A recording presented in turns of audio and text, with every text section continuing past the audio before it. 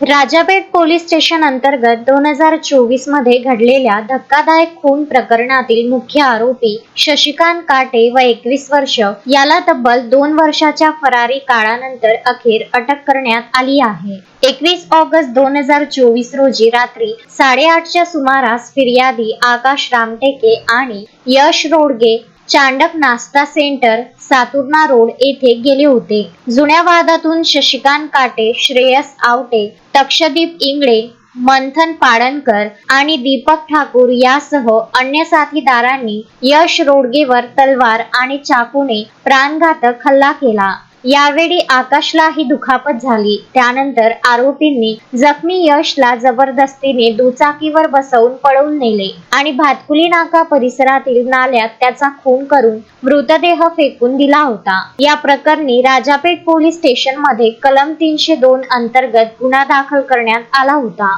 घटनेनंतर मुख्य आरोपी शशिकांत काटे फरार होता। पोलिसांना मिळालेल्या गोपनीय माहितीच्या आधारे त्याला कठोरा परिसरातून ताब्यात घेऊन अटक करण्यात आली आहे। या कारवाईमुळे परिसरात खळबळ उडाली असून पुढील तपास सुरू आहे। शोएब खान, विदर्भ न्यूज, अमरावती।